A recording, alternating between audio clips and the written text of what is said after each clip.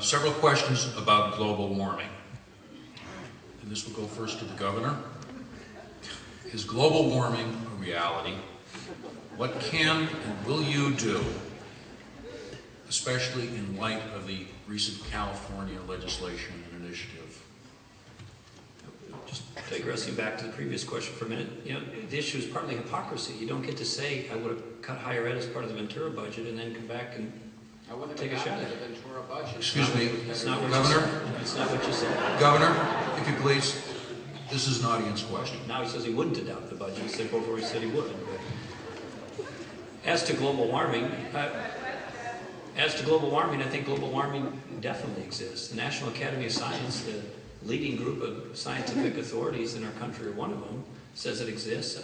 I believe it exists based on that and other reasons. And so we have a very serious challenge as a nation and as an international community to tackle this, and the effects of it are potentially very profound, And so we have to take steps to control greenhouse emissions and carbon emissions and the like. We have started that in Minnesota with some very good first steps, but more needs to get done.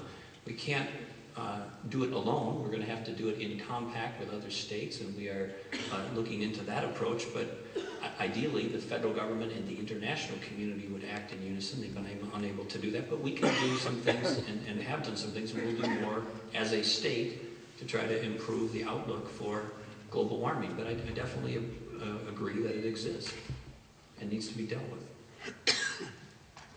Mr. Hatch? We have I subscribe to the idea of 20% renewables by the year 2020. Keep in mind in Minnesota, we're going to need, the estimate is 3,500 more megawatts of energy by 2015. That's a lot of energy. That's 3.5 prairie islands. And the way to get there is going to be, some of it's going to be conservation, but inevitably we're going to have to use and get to more energy. And it's through a process of elimination you end up with wind technology coming front and center in this. Though that type of alternative energy, which doesn't damage the environment or has a very limited effect on the environment, is the way that we're going to be going as a state. And I also think we ought to be economically developing the base for that so that we're producing these type of turbines in this state. I think that we ought to be looking at this in terms of the Ford plant, the possibilities of meeting with engineers from this institution and meeting with people from Ford to see what else can be done with that plant in terms of making our imagination work here in terms of alternative vehicles and types of energy that we can use. We've talked about ethanol, we've talked about biodiesel, but all of this has to be addressed. We talked about building standards. The American Institute of Architects talks about simply changing our building standards on government-funded buildings would save up to 40% of the, not 40%, but up to half of the energy being consumed by commercial buildings, which, by the way, consumes 40% of the energy that's utilized in this state. There's a lot of things we can do in the energy area, and we have to do it. We're at the end of the pipeline, literally. Mr. Hutchinson. Greenhouse gas emissions are the central core issue here.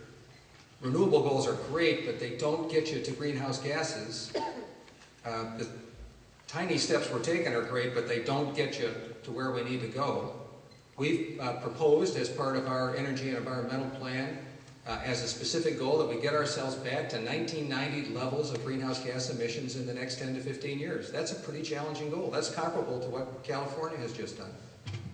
And if you're going to do that, renewables are going to be part of the mix, but so is a lot of other stuff, including, and this is the second part of our proposal, adopting the California fuel emission standards for automobiles, which have built in a 20%, 30% reduction in greenhouse gas emissions. We're not going to get greenhouse gases out of the system if we don't challenge ourselves to get there. And taking tiny steps or only doing renewables is not enough. We need to think about the whole. Absolutely, we need to cooperate with others, but we have to have our own goal and challenge ourselves as a community to get this done. We're perfectly capable of getting this job done. We just haven't had the leadership to get us there. And it's time. I mean, it was probably time 20 years ago, but it's certainly time now. And we're in a perfect position to be able to do it. We do have all kinds of options available to us, but we never set the target. We've never set a goal. We haven't challenged ourselves to get it done. That's keeping the main thing the main thing.